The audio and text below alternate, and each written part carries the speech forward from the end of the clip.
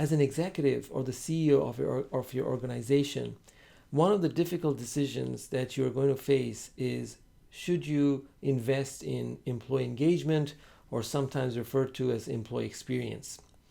Oftentimes in businesses, what we see is that you have a difficult decision to make, whether do I wait for the revenue to increase and then I'll invest in the people, or do I invest in the people now and hope for the revenue to increase?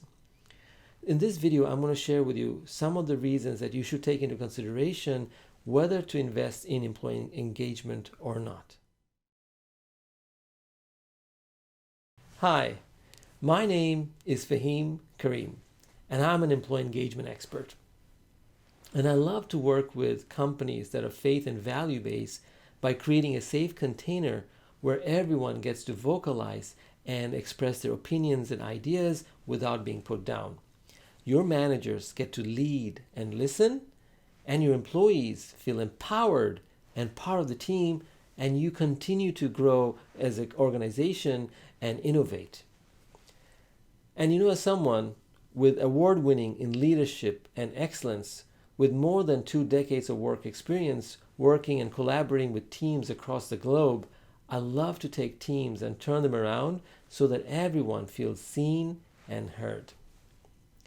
So in today's video, I want to take a moment to explain why is there a need for employee engagement. Now granted, I have a bias towards employee engagement because I am an employee engagement expert. However, what I want to share with you is something that comes from my heart, and it is for you to genuinely evaluate if this is something that is needed in your organization. Many times as company leaders, you are faced with high employee turnover. Productivity is not as where you want to be. Your employees are having low morale, yet you have hired high talent. Sometimes you may have an organization that you have very skilled workers, but what you have in that case is a highly skilled team.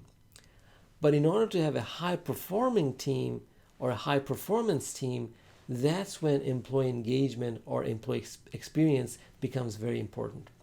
You see, the difference between a highly skilled team and a high performance team is that the high performance team, everyone is really motivated and is excited about their work. They love to show up at work. They love the managers, the communication that they're having. They're having a great experience giving feedback and sharing their vulnerability and even their mistakes with the manager, because the environment is conducive so that they are not afraid of opening up. However, when you don't have a highly engaged employee or an employee experience, the atmosphere is much more tight. People are scared to vocalize. People are not going to share their ideas. They're looking to find another job. And data shows that teams that are engaged and they're performing at the highest percentile, productivity is so much more. Let me share with you some of the data. Our data shows that 81% of less absenteeism is a result of teams that are highly engaged. Also, it shows that 64% fewer accidents take place, and that means in a hospital you have 58 lower patient incidents, right? Lower patient safety incidents. You also have 41% fewer quality defects, and 18% higher sales productivity, and 23% greater profitability. So that means if you had generated $10 million profit last year, your company could be making another extra $2.3 million. So you do the math, whether to invest in employee engagement or not. When we look at examples from other organizations that have implemented the strategies to address what are the things that causes employee disengagement, and you have the right kind of leader working with you, then you start to really see how can you take a company to the next level. I'll give an example.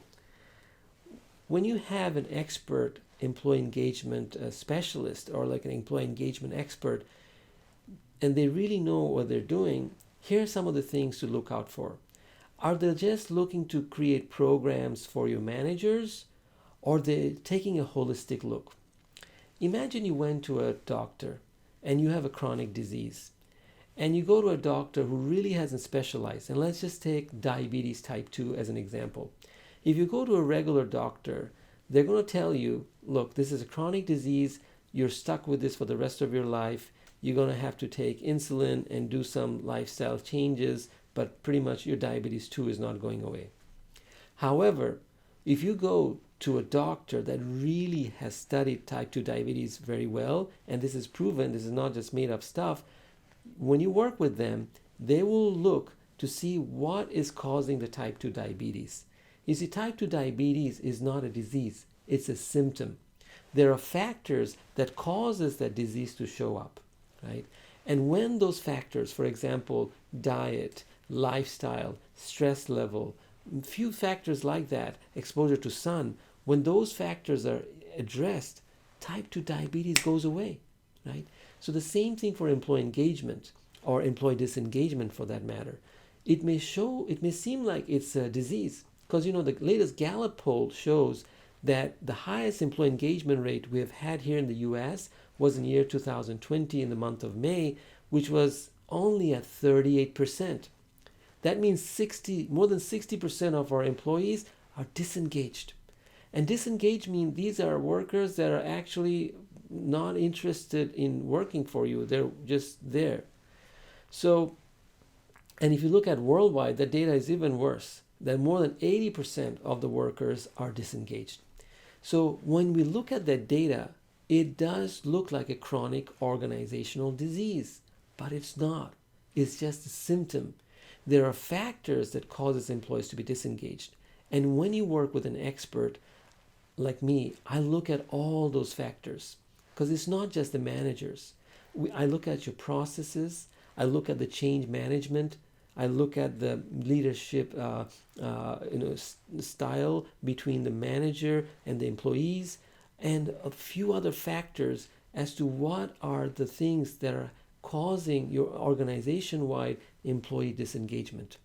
And when I come up with a roadmap, which I co-create with you, you will find that once you implement that, that's how you're going to be able to address this particular symptom of employee disengagement and look to eradicate it. And that's when you get to reach your financial goals, keep that talent and productivity, and you continue to grow. So if you'd like to learn more about what can be done in your organization, go ahead and direct message me in LinkedIn so that you can book your no-cost Disengage to Dynamic Teams breakthrough meeting with me so that we can really take a look at what's going on and what can be done so that you're moving forward with talent that loves to stick with you.